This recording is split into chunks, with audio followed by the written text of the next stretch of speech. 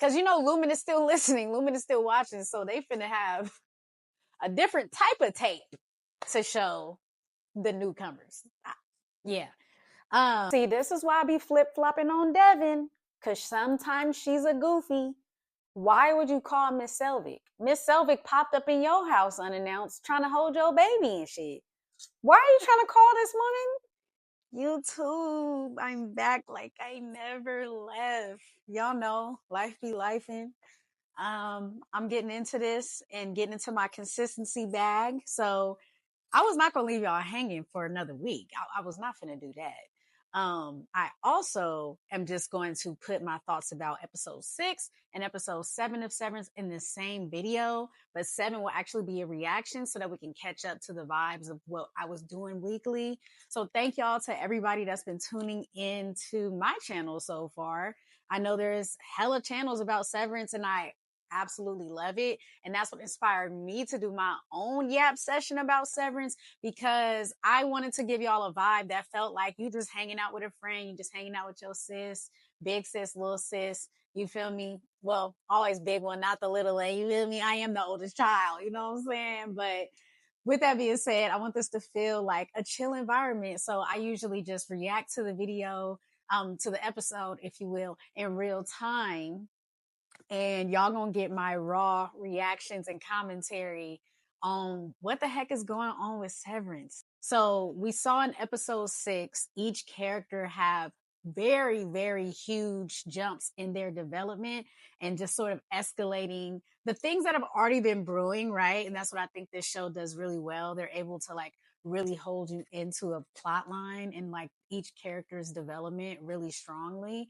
And so we saw each character kind of go through their own thing. So for episode 6, I'll just go character by character and just kind of give a quick recap so that episode 7 is within context if you're listening to this and sort of experiencing the show again through my show. You feel me? So in episode 6, we saw Mark ultimately start to really get into what Dr. Ragabi is saying more and more. He has this sort of dance with her where he's resistant and he's like, let's go right now. And usually it's triggered by some new revelation. And in this case, Dr. Ragabi was suggesting that they flood his chip. And as a result of flooding the chip, it would speed up the reintegration process.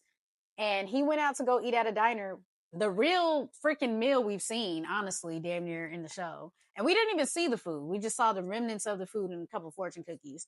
Helena came up to him and introduced herself as if they never met before and pretty much revealed that not only does she work at Lumen, but she's aware acutely of his specific office accidents, which would be weird to me because if you're the CEO of the company, why are you here at this random hole in the wall diner, for one?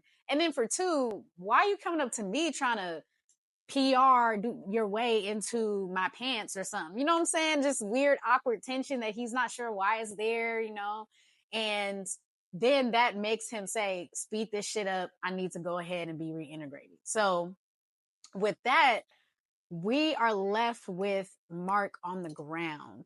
When his sister came over to check in on him, he and pretty much try to follow up on the tactics they were doing before to find out what's going on the severed floor. He ends up letting her in for some reason, even though he wasn't supposed to move. And maybe because he knew if he didn't answer the door, she was going to try to bust down the door. He know how far Devin would take it. So he risked his own life pretty much to answer the door for his sis and ended up fainting on the ground. Now let's get into Helly/Helena. We saw her two characters go through their own kind of escalating, right? With Helena, as I said before, she's actually seeking Mark out in the real life. You feel me? And popping up and stalking for real. And then you got Helena. She's like, oh, hell no. That girl Helena took my V card. No, I need to see what's up with that for myself. You know what I mean? Especially because you thought it was me. She over here stealing my V. Like, for real. For real. Like, that's kind of trifling. It's like, girl, it's like a twin slipping in and acting like they're their twin and then sleeping with their spouse. Like, just weird behavior, right? So Helly wasn't going to let nothing get between her and you know what? I think that low key, it was significant that they went to that particular room. Mark and Helly went to that particular room. See, now I'm struggling to like call her by the real name because they switched back. But I see why, in my opinion, maybe there's something there with that room they went to with the desks that are two-sided and then the tents over.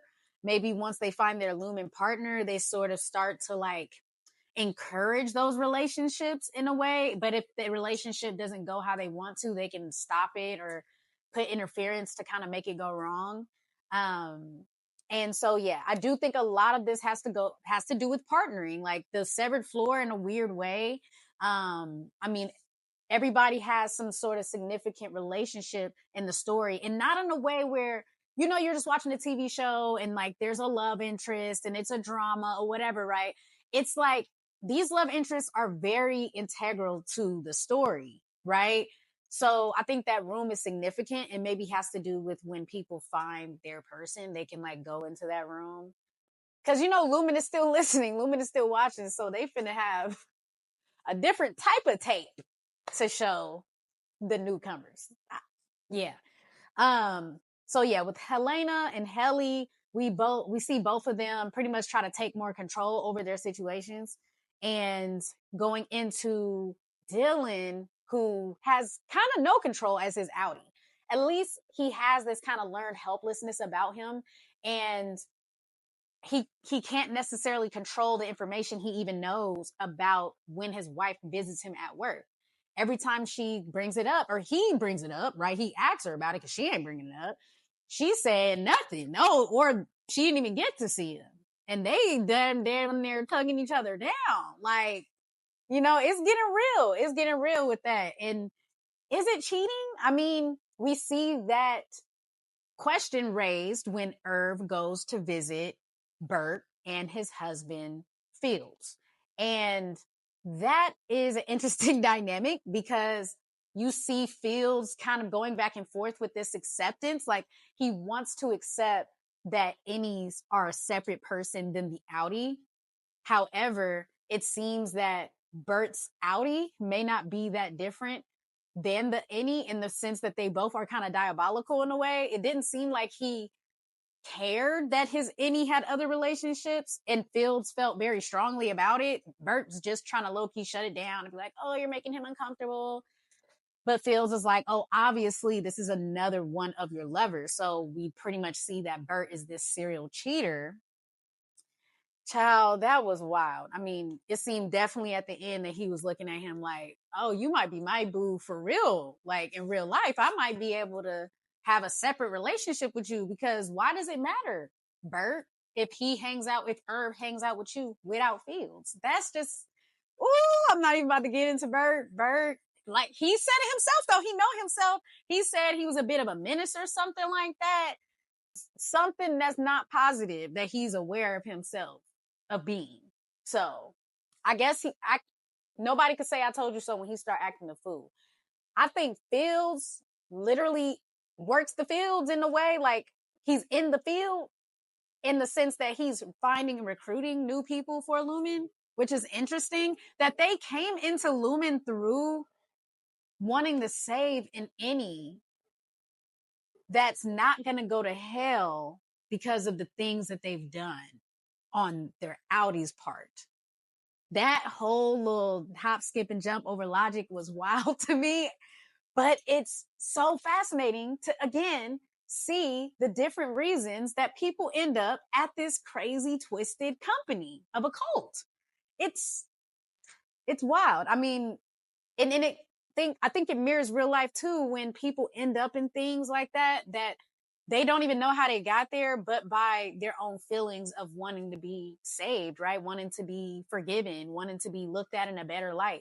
So it's interesting how for people like Dylan, Severance gets him a bad rap when he goes places, but Severance gets Bert and his husband Fields a good rap when they go to church and people find out they're severed, and they're like, oh, well, at least half of you, or the other 100% of you, is going to heaven, but that other side of you is going to hell.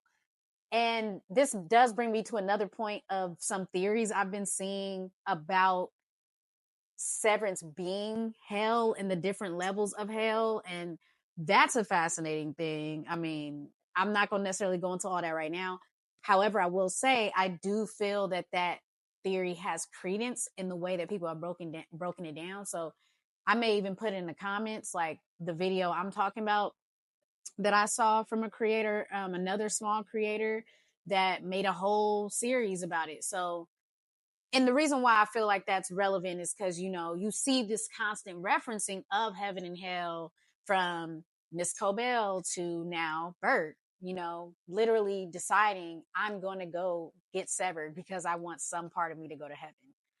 Whoo, this is deep. So now let's get into Milkshake, our milkshake, right? Our beloved milkshake. We are seeing more of his programming, more of his way that he's able to posture because he's kind of had it all together in a way, right? He's kind of been holding it real tight, saying his lines right and everything like that. But once he got his performance review and they nitpicked at him using big words, he literally practiced reducing his words and getting to his point in less words.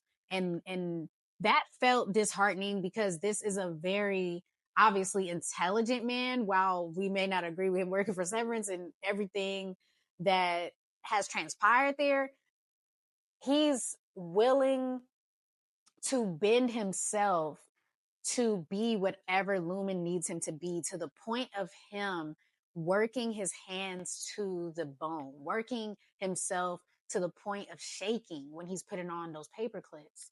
And Miss Wong being, yes, his subordinate, but low-key also there to keep him in line, right? He tried to assert some type of authority when he invited Miss Wong to the office and said, kind of subtly, hey, I know you was the one that did the reviews, but remember your place, right? You're still being trained by me, and I need to be the one that says you're good to go to. What was the academy called? I got my notes right here. Milkshake shares that he has to be the one to put in a good word for her when she goes to Wintertide.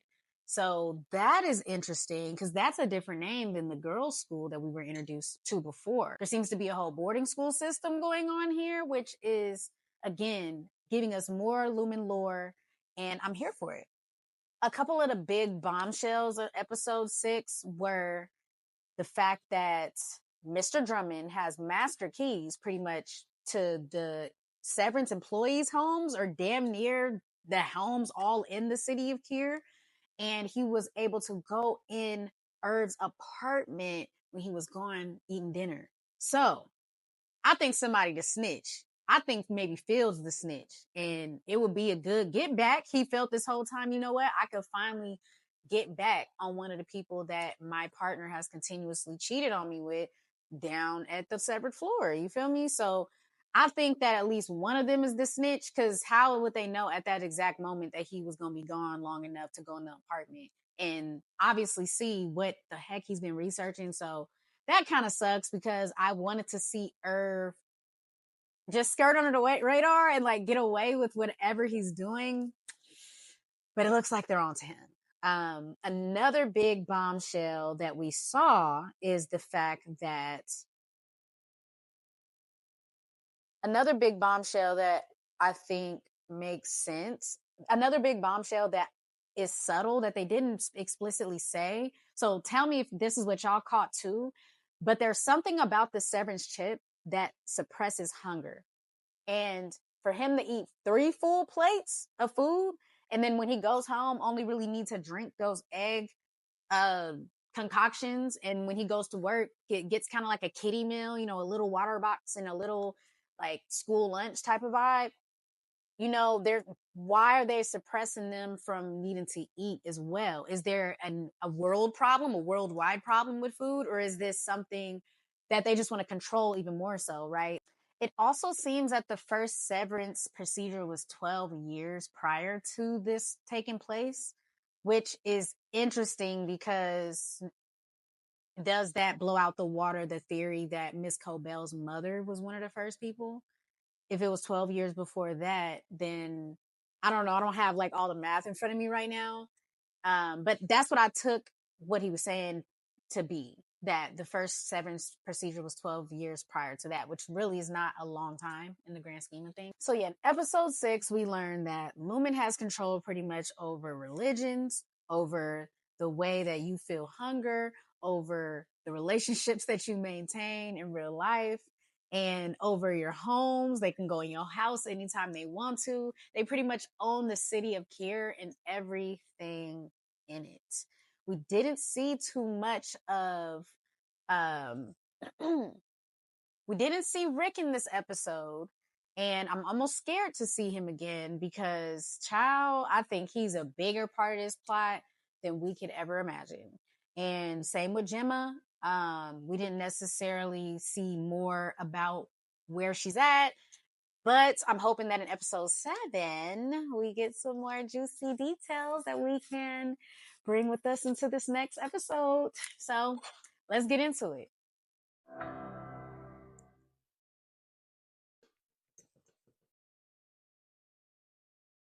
Previously on Severance. Miss Casey. Did you ever think about having kids? We tried for a little while. Wasn't really working. No, it's good that they don't remember each other. It means the chips work. Treat.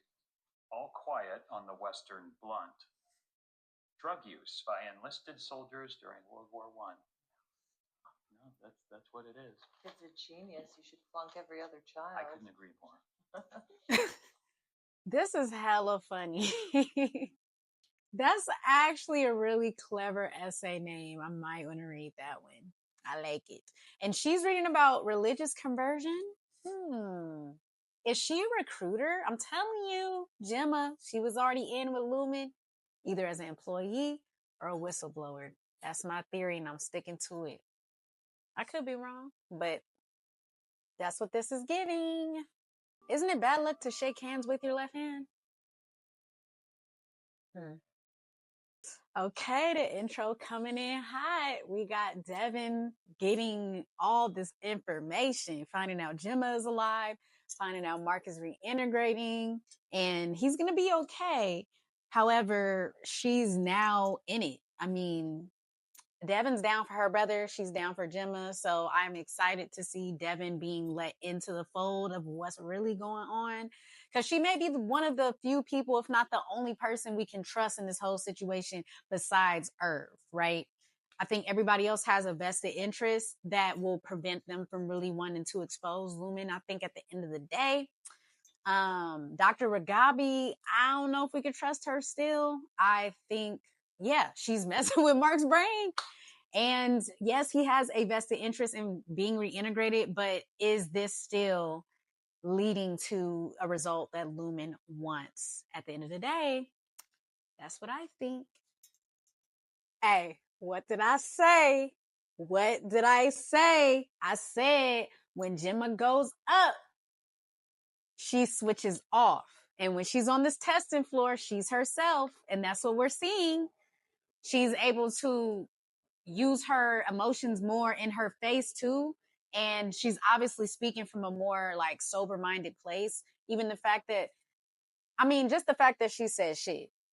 That's not something that I would have imagined Miss Casey saying. But in any that is still somewhat connected, at least to the Audi's personality, would say that. So she's at least a more cognizant version of herself right here. Like I said, I'm just saying though. Wait. The cities are put up outside of each of these rooms that's connected to the files from the MDR. Let's go. Let's go.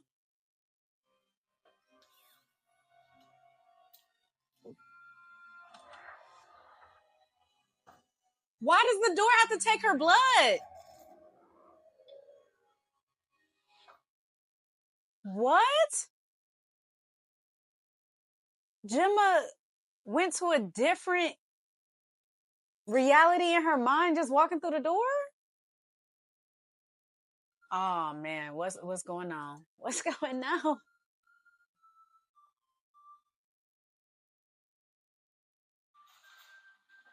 So Gemma's walked into one of these rooms. You should have been an accountant like my mom wanted. His eyes is too much. His eyes is too much. What is this about? So why are the cities, the names of the MVR files, which are correlated to cities outside of these little rooms? This is, damn. My mind is, they got me spinning right now. Whoa, whoa, whoa, whoa, whoa, whoa, whoa, whoa. So Cold Harbor is one of these little pods on the testing floor.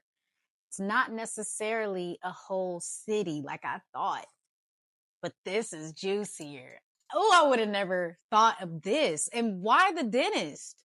Is this some sort of way that they get to practice their craft on people? I'm very confused, but I'm intrigued. What is going on? And her wearing a red dress and seeming again more self-aware in these moments. What does that mean? Is she experiencing this as Gemma and not necessarily as Miss Casey? And why does she need to experience it as an outie, right? Because we've seen red associated with the outies, blue associated with the innies. Is that a literal signal to the fact that she's experiencing this as Gemma, which would be crazy? Because I don't know, how many layers can they sever a person into? When she goes up to the severed floor, she seems to be a whole other version of Gemma. But when she's going into these rooms, she's obviously a different version of the Gemma we know in the room versus outside of the room. It's wild. Wild. Or, is it testing the different things that you can go through and the amount of pain that you can endure before maybe your chip malfunctions or something? We shall see. Oh, we get to see Mark and Gemma fall in love. And then Rickon shows up. My face the whole time Rickon's on the screen. You belayed your first coup, You belayed, nigga. Cannot stand him. This moment between Gemma and Devin is so cute. She's like, I'm pregnant, girl, without saying I'm pregnant. These writers are so good at the show, not tell method, even to the point where even the characters in the show is doing it in ways that feel real and like totally suiting their personalities. This is, it's sad that this is all coming to an end and we know it. Oh man, another show don't tell moment when we see Gemma lose her baby. Damn, that's hella sad.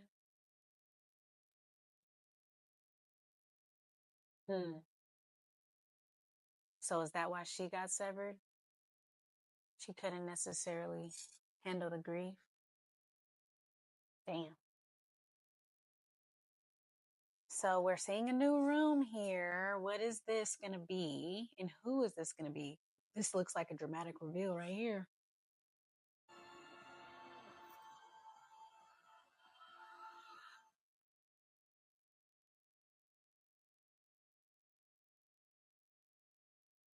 What?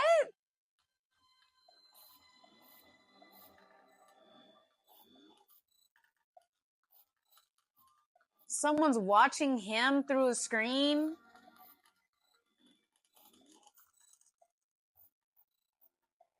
So the refiners have people watching them refine and refining them. What?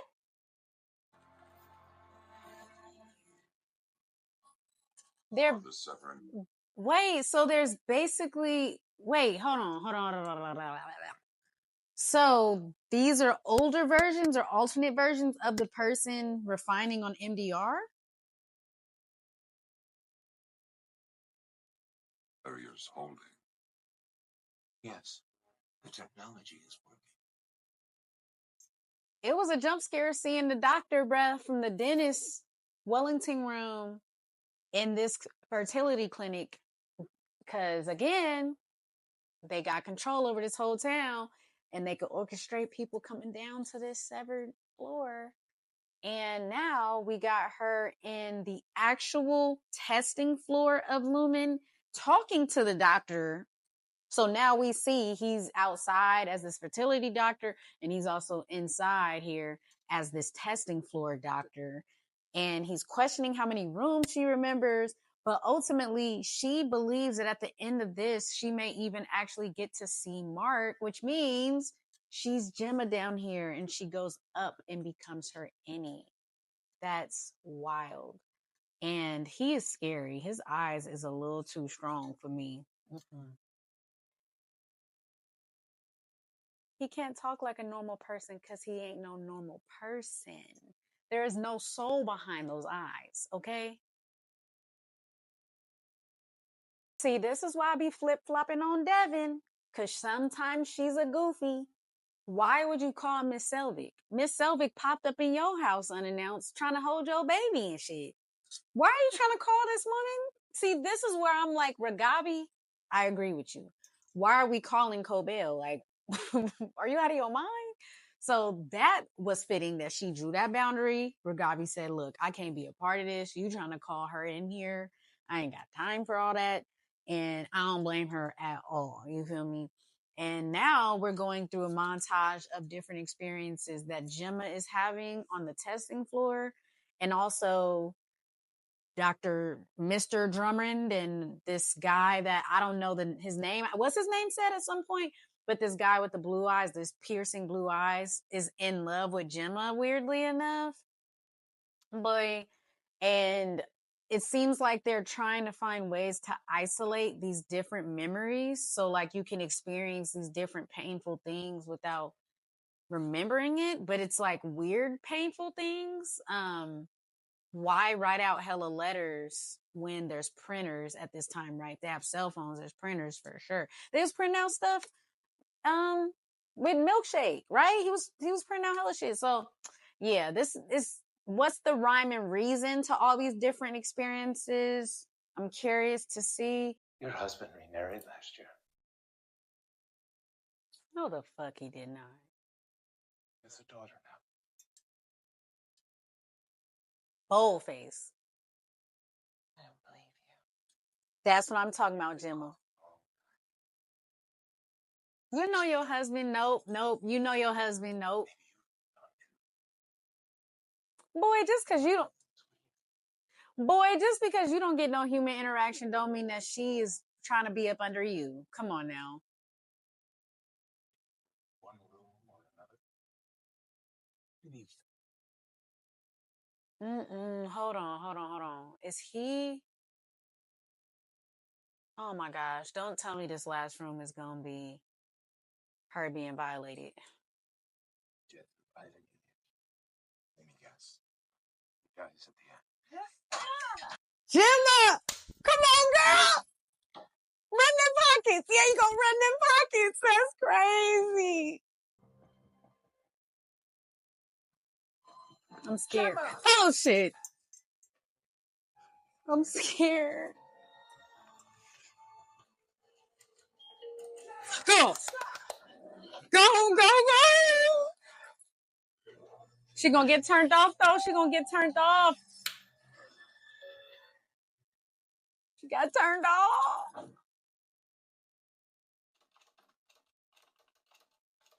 She not even gonna know she made it. Sure you don't want to come? Charades. That's gonna be like. Yeah. Oh no, they got Gemma imprisoned essentially. Mr. Milchick lying, saying she came in for a public art exhibition. So at this point, we know that optics and design is designing stuff to go into these particular rooms on the testing floor to recreate an environment of whatever they need it to be.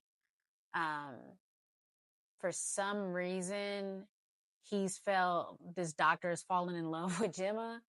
And now he has a vested interest to sort of change her into who he wants her to be at the end of all this beyond her will. And her going up this elevator and switching into Miss Casey is sad. So there's just this never ending loop of her never being able to escape. Because this probably isn't the first time that she's tried to run, to be honest. seeing her fiery spirit that she already has too. So, man, it's a trip. Okay, so Gemma talking to Mr. Milchick now reveals to us that her innie really is thinking that she's still outside as her outie, not on the testing floor. They got Gemma in prison for real. Dang, that's heavy. That's heavy. And we're seeing pretty much how she passed away simultaneously on her way to some sort of game night. And Mark is writing letters, right? And she doesn't say, I love you back, like the testing floor when she's writing the letters and doesn't say, I love you back. So is this trying to rewrite her painful memories? Like all these different things are connected in some weird way to her own regrets and memories. And so he's trying to damn near replace Mark in like her life. Whew, I'm in my feelings, y'all. I was quiet watching the last about 7 minutes of this episode. Between Gemma breaking down, realizing that this is an endless loop of torture and abuse. And the fact that it's her outie in there is wild. They use the car accident to cover up them taking full control over her and being able to utilize her on this testing floor. And then we got Mark waking up to Devin and pretty much maybe integrating his pain and his trauma, like no longer trying to run from it as he was doing before. And yeah, I am wondering what also those cards. I didn't mention them before when I was watching because it was, again, this was an emotional episode, I feel. Definitely diving deep into more lore around Mark and Gemma's dynamic too. And those cards, right? The Chick High Bardo, and that being a fighting move, but also in from Gemma's perspective, it being a representation of one fighting one's own ego. So that's interesting, that being connected back to the cards that Milchick didn't want Dylan to see. So it seems that they were even at that time trying to recruit Gemma to be a part of Lumen through those cards. Yeah, this is so all encompassing in a really suffocating way. Like this episode felt suffocating. It felt hopeless. It felt dire. I mean, we only got Mark and Gemma's storyline for the most part. I mean, Milchick showed up for a little bit just to tell Miss Casey to turn around and go back in the elevator. And that tells me too that maybe Miss Casey is gaining her own awareness, having only been woken up a few times, maybe since Miss Cobell has been back, and each time being told to turn around. Hopefully that develops into her maybe coming up with her own plan to get past Milchick or whoever's right there when she's trying to escape again. Yeah, heavy episode, a banger of an episode. I'm ready to see what's up with this week. I mean, I'm not ready for it to end. I know we only have 2 more episodes, the 8th and the 9th, being that this is the 7th. So that was my reaction to Severance season 2, episode 7.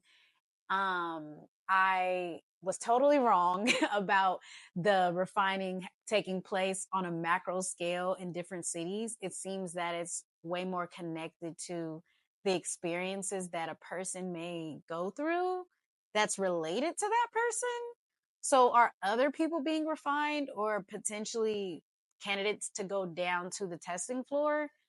Is Dylan's wife a potential candidate or Fields a potential candidate? I mean, what is the connection between the relationships that people have and the way that Lumen exploits those relationships to keep people vulnerable to them? We shall see. I love that we got some answers this episode. I love that they gave us a super prolonged experience on the testing floor for us to really see it and let it sink in, the abuse that they're putting these people through. I mean, yeah. I'm gonna leave it at that. Much love to y'all. I'm Honey Gold Jasmine. Peace out to the innies and the outies.